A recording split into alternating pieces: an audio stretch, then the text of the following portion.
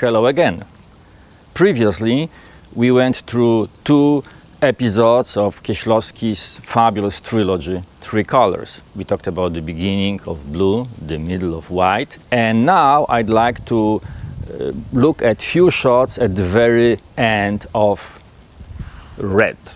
However, the end of Red, as the end of most of the films, is an accumulation of elements that happened and were planted prior. So it will be necessary to also look into few moments preceding the very end of the movie Red. Welcome to the next episode of Thinking Camera.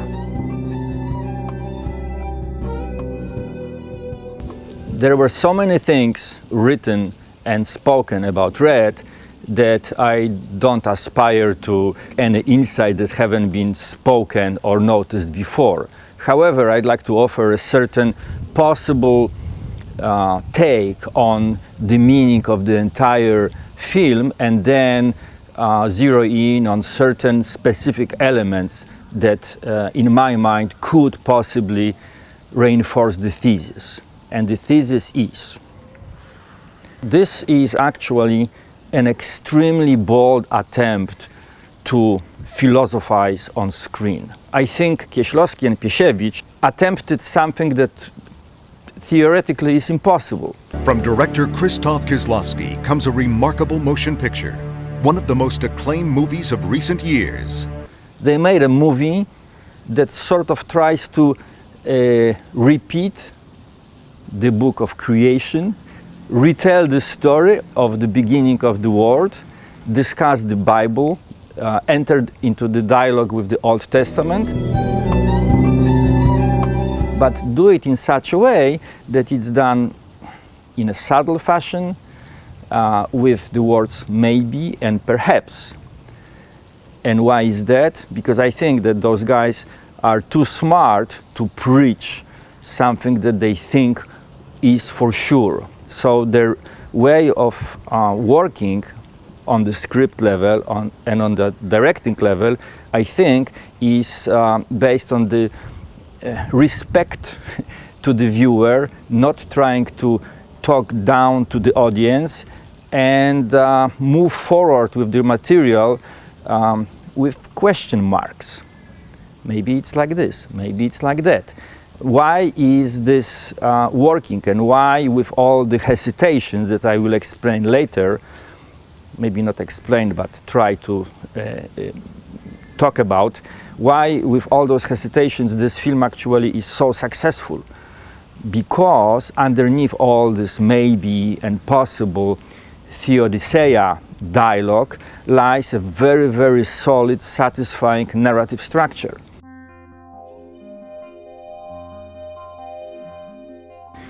We have a yearning for romantic conclusion. We have a certain thriller-like dynamic about what's gonna happen, will they make it or not, and that all comes to a very satisfying ending. And because of that structure, solid background, it's possible to philosophize underneath. So let's look more closely what makes me to issue this audacious claim that this is actually a philosophy on the screen. When we talk about film and philosophy, or philosophy on film, usually what happens is people look at certain stories and they say, I think that there is a philosophy behind it. And then because one can talk about anything in terms of this means that philosophy of this is such and such, most of the time it's successful. Anybody who is gifted can actually put any philosophy into almost anything else, right? However, this is the case of something different. The makers themselves say we will actually unfold philosophizing treatise on the screen. So they are fully aware of what they are going to do, for those who care to follow, and plant certain possible clues accordingly. So let's start with philosophy as such.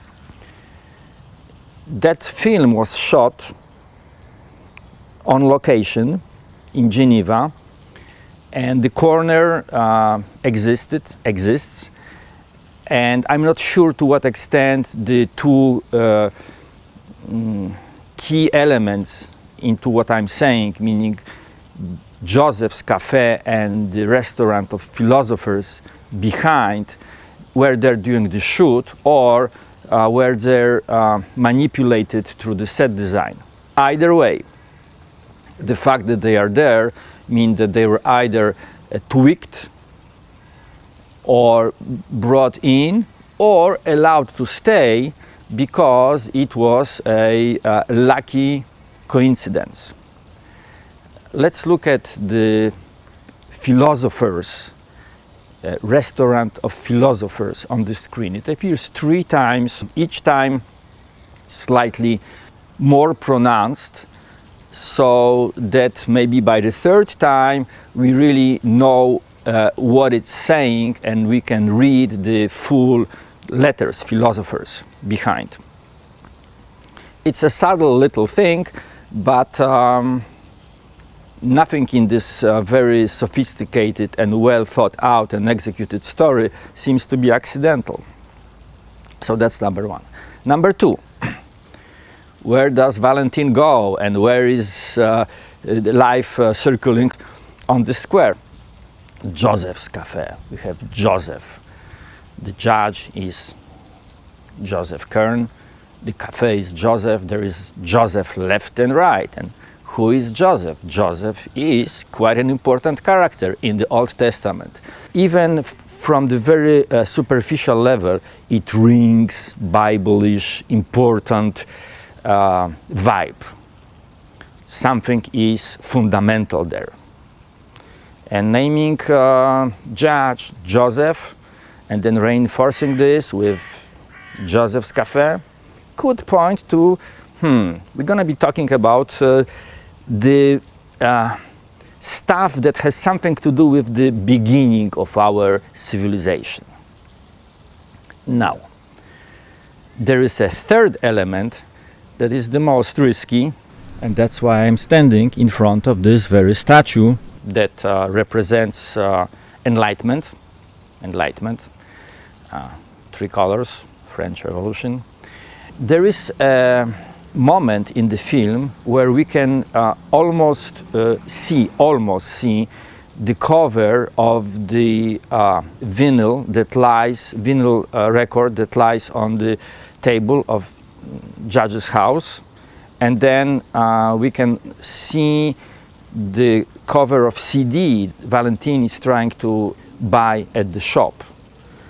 So the cover shows the face of the fictitious composer Van den Budenmeier. But actually, whose face is that? It's not any face. I think that this face could very well be the face of Joseph Haydn. And what is his most famous work? The Creation. The retelling through musical ways and wonderful libretto. The beginning of Bible. The beginning of the world. Now, Kuczynski, have you lost your mind? Maybe I have, maybe I haven't, because what happens is, first we see fairly clearly the face of CD as Joseph and Valentine are talking in the judge's house. Then, suddenly, few minutes later, in the same situation, Joseph says, "Don't move. There is light." But there is no light when he says there is light. Only after he says, "Don't move, there is light," the light appears. And it appears in a very flamboyant, from the filmmaking point of view, way. The camera makes a very profound and distinct movement. The light falls in. No question, it's a metaphysical moment. But they don't leave it like this, because they are too smart to preach to the audience. After that explosion of metaphysical, after the creation of the world in a sense, Judge walks away from the table, and things kind of quiet down. The radio keeps playing the weather report, and so things return to the normalcy. But still, when the book of Genesis says, and God saw the light, and then he divided light from darkness, that sort of parallels this very normal situation. The guy says, there is light, there isn't light, but he already sees the light. One could argue that at the previous shot there is a slight change on Valentine's face, so it's again this way of not getting trapped into being single-minded in the storytelling. Yet the point is that it's another indication of possibility that Judge could be God. However, saying that Joseph is God or could be God is just the beginning of a direction that I suspect Piesiewicz and Kieślowski were following in the film. The subject is vast and it requires a second installment of this episode. So stay tuned. See you next time.